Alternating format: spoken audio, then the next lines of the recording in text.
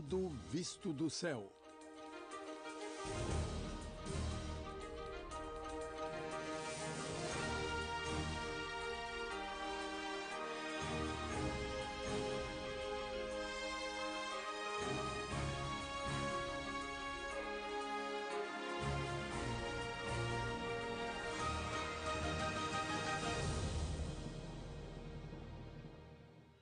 A seguir.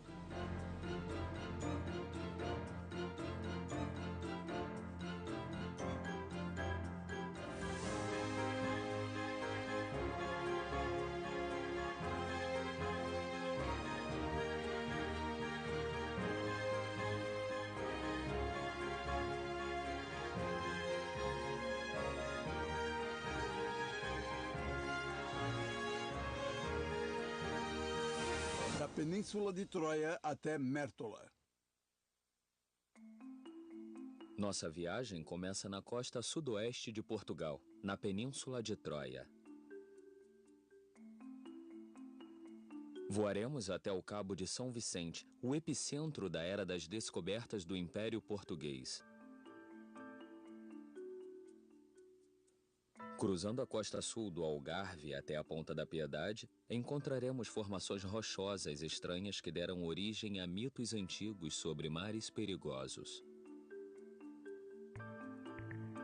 Seguindo para o leste, encontraremos a Ponte Fluvial Guadiana, um dos muitos cruzamentos da fronteira natural entre Portugal e Espanha. Terminaremos a nossa viagem em Mértola, uma cidade que já foi o símbolo da fusão cultural que moldou esta nação.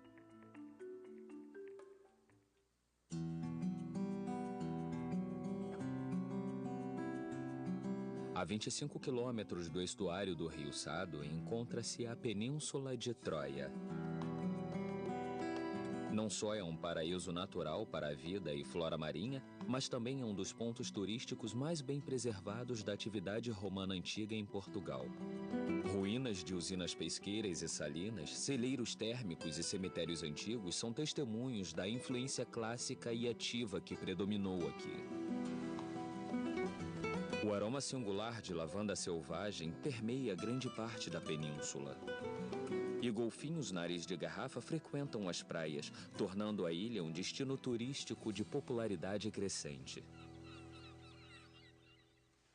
Seguindo para o sul e pela costa, a paisagem selvagem muda bruscamente aqui no porto de Sines.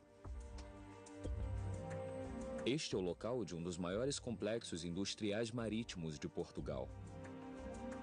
Hoje, a economia da cidade depende em grande parte das indústrias de energia, tal como o refino de petróleo, e o porto é o lar de grandes líquidos que comportam esses navios-tanque enormes. Ao longo dos séculos, Sines tem sido um porto importante. Os antigos romanos estabeleceram uma enorme indústria de peixe salgado aqui e, nos últimos tempos, a sua localização estratégica e a pesca abundantes foram os motivos da riqueza injetada na cidade. Em 1460, este foi o lugar onde o explorador Vasco da Gama nasceu, durante a Grande Era das Descobertas. Ele comandou os navios que contornaram pela primeira vez o extremo sul da África no caminho das Índias. O Parque Natural da Costa Vicentina abrange grande parte da costa sudoeste portuguesa. E é aqui que descobrimos praias e vilarejos intocados, incluindo a localidade de Porto Covo. Dispõe também de algumas das poucas áreas oficiais de nudismo do país. O Parque Natural da Costa Vicentina cobre cerca de 160 quilômetros desde Sines até o Cabo de São Vicente. E, em grande parte, a costa é uma mistura dramática de escarpas e enseadas de areia. E conforme o Oceano Atlântico bate na costa, portos de pesca antigos oferecem segurança para os iates particulares de hoje. Uma das grandes vantagens de ter a vista aérea da costa é que podemos dar uma boa olhada nela de um modo único. As diferentes camadas de estratos formadas ao longo de milhões de anos e emersas quando as forças da Terra formaram o nosso mundo são evidentes nesta parte do litoral.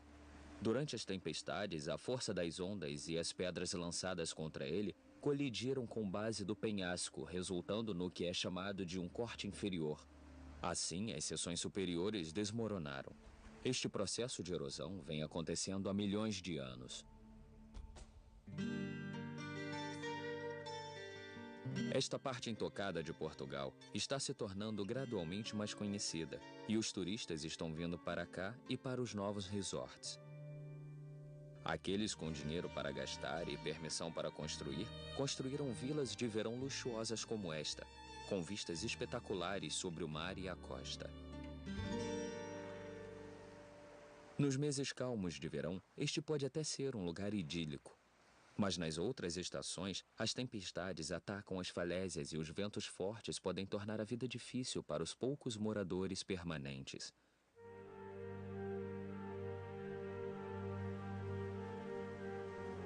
Rochas traiçoeiras podem destruir qualquer navio em dificuldades que seja empurrado para a costa. Os portugueses sempre tiveram respeito pelo mar, e talvez seja por isso que tenham produzido ao longo dos anos tantos exploradores de renome mundial. Foi dessas margens que Vasco da Gama zarpou para descobrir a rota em torno do Cabo da Boa Esperança. E em 1500, Pedro Álvares Cabral cruzou o Atlântico e desembarcou no Brasil, estabelecendo fortemente o país como uma das principais potências da Europa do século XVI. Avançando sobre o Atlântico, chegamos ao Cabo de São Vicente, ao qual muitos portugueses se referem como o fim da estrada. Situado à beira das vertiginosas falésias de 75 metros, este é o mais famoso farol de Portugal e um ícone da história marítima da Europa. A estrutura atual foi originalmente construída em 1846, mas as luzes brilharam deste ponto desde 1500, servindo como um importante ponto de referência para os navios indo e vindo do Mediterrâneo. Sua história remonta ainda mais longe, porque foi aqui no século XV que o infante Dom Henrique, o Navegador, uma figura-chave na expansão da Europa para a África, sediou seu quartel-general e supervisionou muito do sucesso de Portugal. Ele também criou uma escola próxima que atraiu os talentos mais brilhantes de toda a Europa para aprender cartografia, construção naval e navegação. Tal treinamento rigoroso daria origem a uma nova geração de exploradores.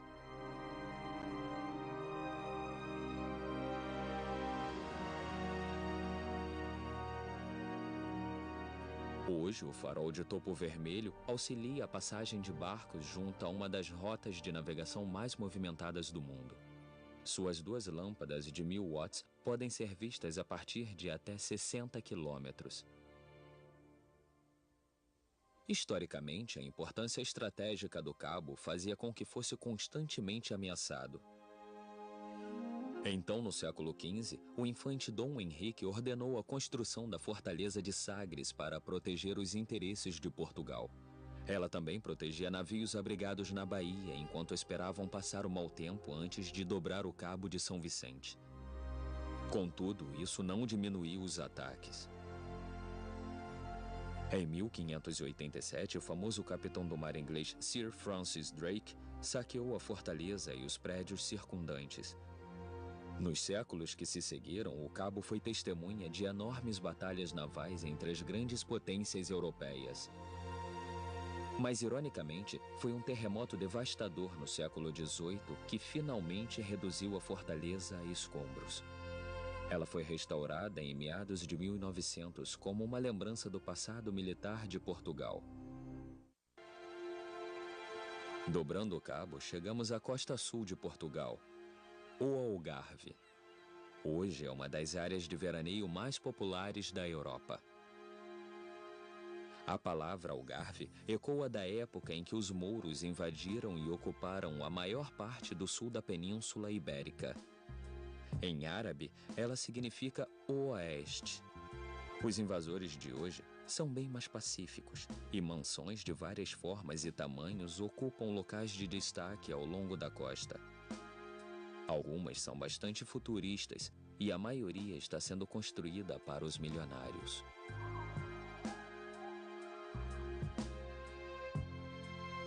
Não há cidade que simbolize melhor o Algarve do que Salema.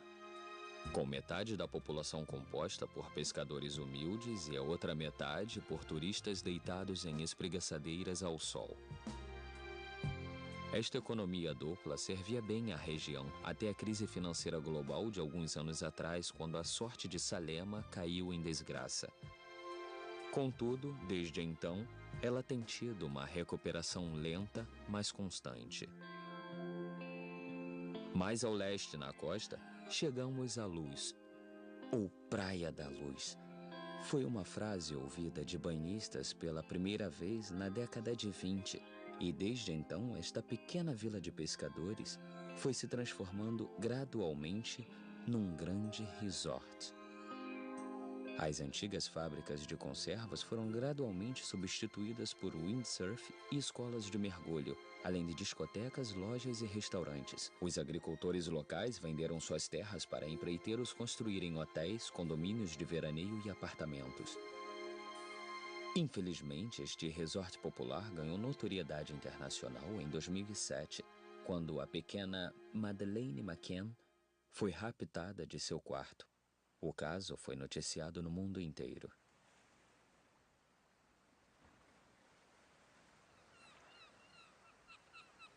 Uma curta viagem ao longo destas falésias imponentes nos leva à maravilha natural deste litoral e uma das mais belas paisagens de Portugal: as formações rochosas da Ponta da Piedade.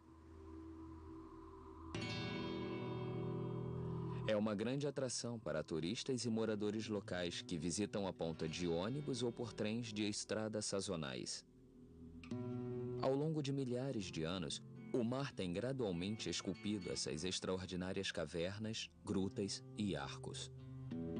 Uma das melhores maneiras de ver estas formações rochosas é do mar. Barcos de turismo circulam por essas formações estranhas e, dependendo do ângulo em que são vistas, podem assumir a aparência de animais e até de pessoas. Ao longo dos anos, elas todas receberam nomes: camelo, esfinge, casal se beijando.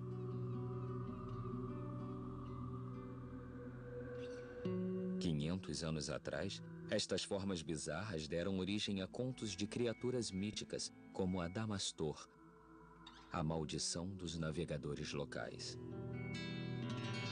Descrito por Luís de Camões, o grande poeta de Portugal, Adamastor é robusto e disforme, de rosto carregado e uma barba esquálida, olhos encovados, cor terrena e pálida, cheios de terra e crespos os cabelos, a boca negra, os dentes amarelos, cariados. A antiga criatura mítica passou a representar os perigos enfrentados pelos marinheiros portugueses quando se aventuravam para novas terras. Eles muitas vezes apareciam em mapas, em lugares onde os navios ainda não tinham navegado ou haviam navegado e afundado.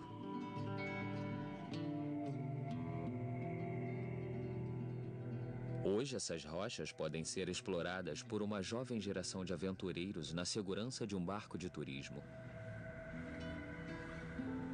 Para os mais audaciosos, caiaques oferecem uma visão mais próxima. Há um morador dessas rochas que é uma criatura bem menos feroz. Um pombo selvagem raro.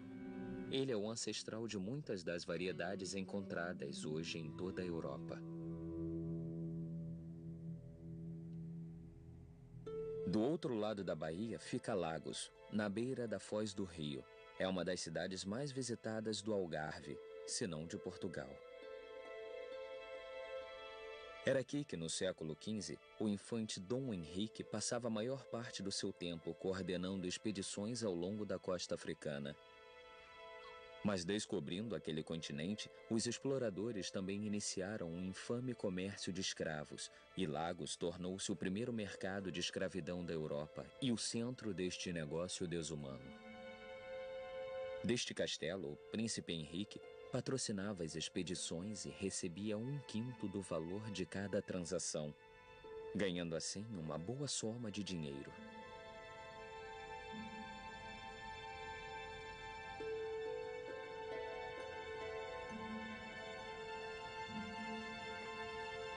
Hoje a história de Lagos é bem diferente, com um website de viagens de destaque recentemente listando-o como o número 1 entre um grupo de destinações desejadas.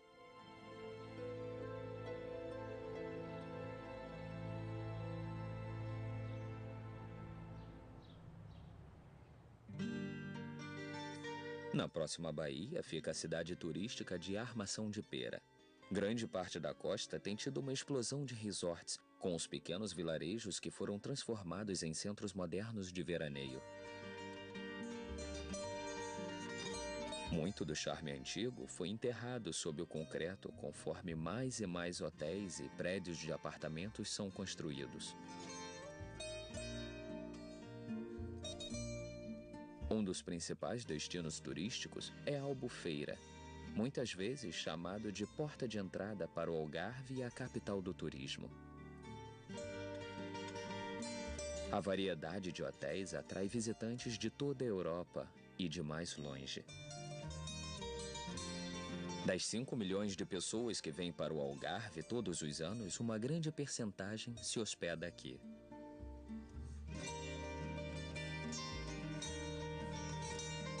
O Algarve tem 3.000 horas de sol por ano, razão pela qual tornou-se não só um destino de férias popular, mas também um lugar para se comprar um imóvel. É também um paraíso para iates particulares e barcos a motor nas enormes marinas sendo construídas, como aqui em Quarteira.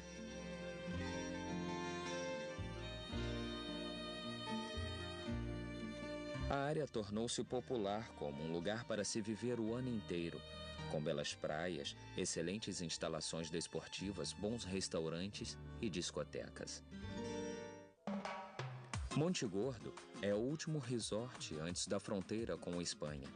E é difícil de acreditar olhando para este lugar tão moderno que já foi uma pequena vila de pescadores. Mas talvez fosse inevitável, já que tem um dos mais belos trechos de praia do litoral do Algarve.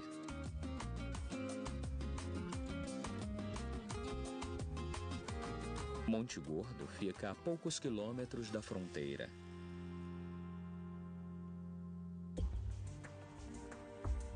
Por quase 50 quilômetros, Portugal e Espanha são divididos pelo rio Guadiana. E no extremo sul, os países estão ligados por esta ponte estaiada concluída em 1991. Levou 4 anos para ser construída.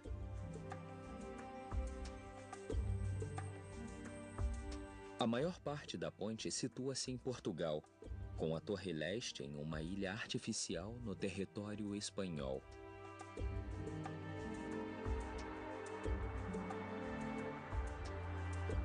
A construção começou com as 2 torres, e assim que foram concluídas, as pistas foram inseridas por ambos os lados e penduradas em cabos conforme eram montadas.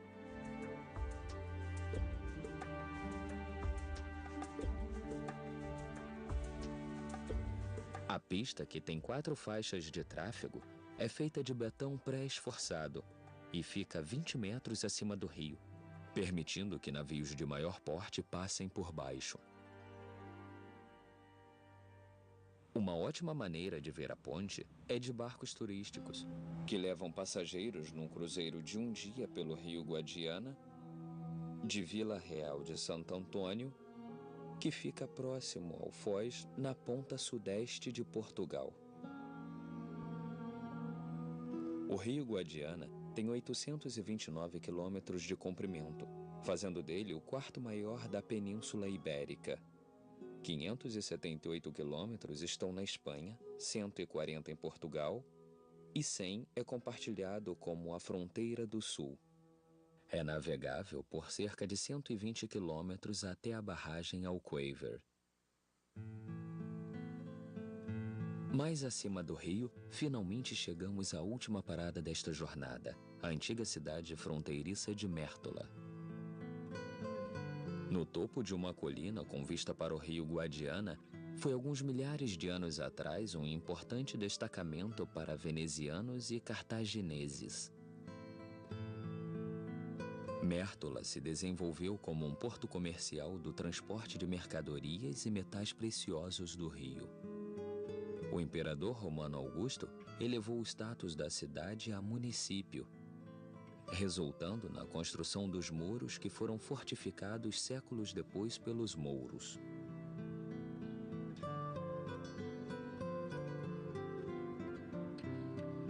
Durante a reconquista do rei Afonso, a cidade desempenhou um papel fundamental como a sede de uma das principais forças militares cristãs de Portugal, os Cavaleiros da Ordem de Santiago.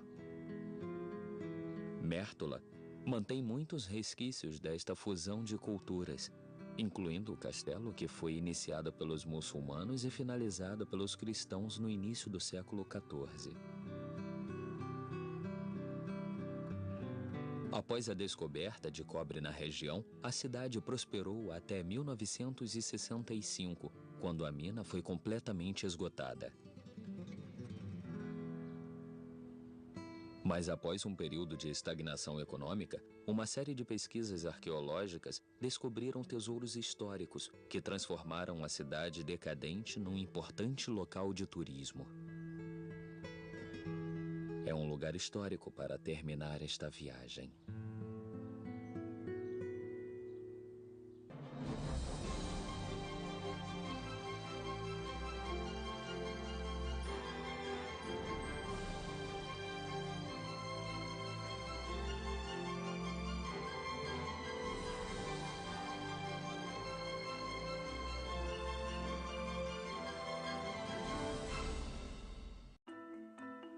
Terminaremos a nossa viagem em Mértola, uma cidade que já foi o símbolo da fusão cultural que moldou esta nação.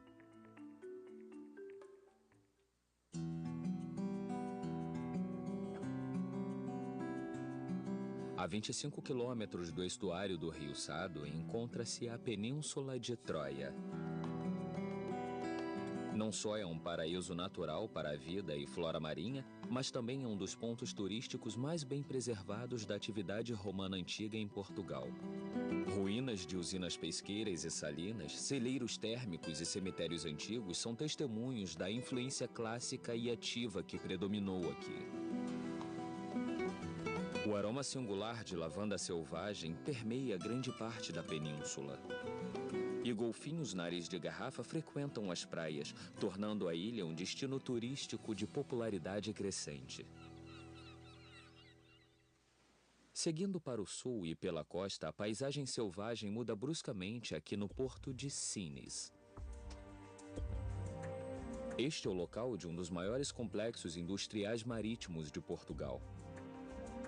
Hoje, a economia da cidade depende em grande parte das indústrias de energia, tal como o refino de petróleo, e o porto é o lar de grandes líquidos que comportam esses navios-tanque enormes. Ao longo dos séculos, Sines tem sido um porto importante. Os antigos romanos estabeleceram uma enorme indústria de peixe salgado aqui e, nos últimos tempos, a sua localização estratégica e a pesca abundantes foram os motivos da riqueza injetada na cidade. Em 1460, este foi o lugar onde com vistas espetaculares sobre o mar e a costa.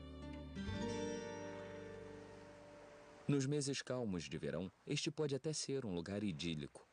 Mas nas outras estações, as tempestades atacam as falésias e os ventos fortes podem tornar a vida difícil para os poucos moradores permanentes.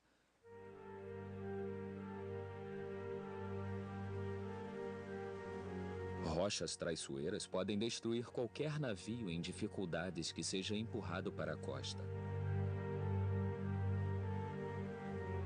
Os portugueses sempre tiveram respeito pelo mar, e talvez seja por isso que tenham produzido ao longo dos anos tantos exploradores de renome mundial. Foi dessas margens que Vasco da Gama zarpou para descobrir a rota em torno do Cabo da Boa Esperança. E em 1500, Pedro Álvares Cabral cruzou o Atlântico e desembarcou no Brasil, estabelecendo fortemente o país como uma das principais potências da Europa do século XVI. Avançando sobre o Atlântico, chegamos ao Cabo de São Vicente, ao qual muitos portugueses se referem como o fim da estrada. Situado à beira das vertiginosas falésias de 75 metros, este é o mais famoso farol de Portugal e um ícone da história marítima da Europa. A estrutura atual foi originalmente construída em 1846, mas as luzes brilharam deste ponto desde 1500, servindo como um importante ponto de referência para os navios indo e vindo do Mediterrâneo. Sua história remonta ainda mais longe, porque foi aqui no século XV que o infante Dom Henrique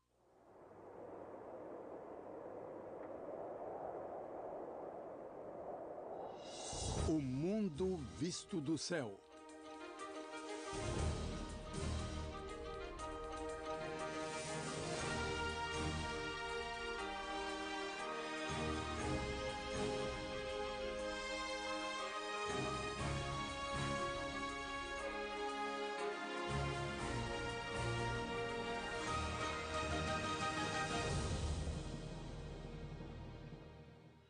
A seguir.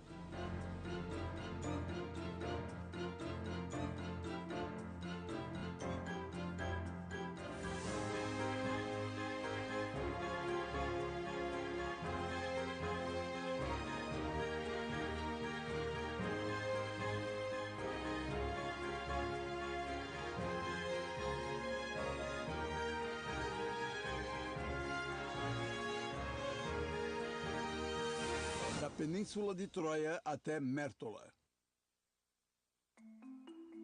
Nossa viagem começa na costa sudoeste de Portugal, na Península de Troia. Voaremos até o Cabo de São Vicente, o epicentro da era das descobertas do Império Português. Cruzando a costa sul do Algarve até a Ponta da Piedade, encontraremos formações rochosas estranhas que deram origem a mitos antigos sobre mares perigosos. Seguindo para o leste, encontraremos a ponte fluvial Guadiana, um dos muitos cruzamentos da fronteira natural entre Portugal e Espanha. O explorador Vasco da Gama nasceu durante a Grande Era das Descobertas. Ele comandou os navios que contornaram pela primeira vez o extremo sul da África no caminho das Índias. O Parque Natural da Costa Vicentina abrange grande parte da costa sudoeste portuguesa. E é aqui que descobrimos praias e vilarejos intocados, incluindo a localidade de Porto Covo. Dispõe também de algumas das poucas áreas oficiais de nudismo do país. O Parque Natural da Costa Vicentina cobre cerca de 160 quilômetros desde Sines até o Cabo de São Vicente. E, em grande parte, a costa é uma mistura dramática de escarpas e enseadas de areia. E conforme o Oceano Atlântico bate na costa, portos de pesca antigos oferecem segurança para os iates particulares de hoje. Uma das grandes vantagens de ter a vista aérea da costa é que podemos dar uma boa olhada nela de um modo único. As diferentes camadas de estratos formadas ao longo de milhões de anos e emersas quando as forças da Terra formaram o nosso mundo são evidentes nesta parte do litoral. Durante as tempestades, a força das ondas e as pedras lançadas contra ele colidiram com base do penhasco, resultando no que é chamado de um corte inferior. Assim, as seções superiores desmoronaram. Este processo de erosão vem acontecendo há milhões de anos. Esta parte intocada de Portugal está se tornando gradualmente mais conhecida e os turistas estão vindo para cá e para os novos resorts. Aqueles com dinheiro para gastar e permissão para construir, construíram vilas de verão luxuosas como esta, que o navegador, uma figura-chave na expansão da Europa para a África, sediou seu quartel-general e supervisionou muito do sucesso de Portugal. Ele também criou uma escola próxima que atraiu os talentos mais brilhantes de toda a Europa para aprender cartografia, construção naval e navegação. Tal treinamento rigoroso daria origem a uma nova geração de exploradores.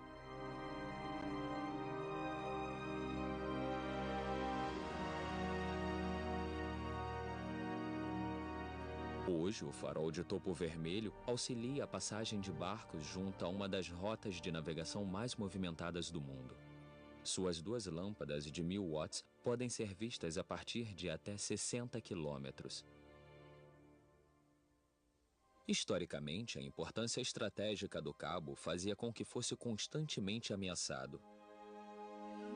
Então, no século XV, o infante Dom Henrique ordenou a construção da fortaleza de Sagres para proteger os interesses de Portugal. Ela também protegia navios abrigados na Bahia enquanto esperavam passar o mau tempo antes de dobrar o Cabo de São Vicente. Contudo, isso não diminuiu os ataques. Em 1587, o famoso capitão do mar inglês Sir Francis Drake saqueou a fortaleza e os prédios circundantes. Nos séculos que se seguiram, o cabo foi testemunha de enormes batalhas navais entre as grandes potências europeias. Mas, ironicamente, foi um terremoto devastador no século XVIII que finalmente reduziu a fortaleza a escombros. Ela foi restaurada em meados de 1900 como uma lembrança do passado militar de Portugal.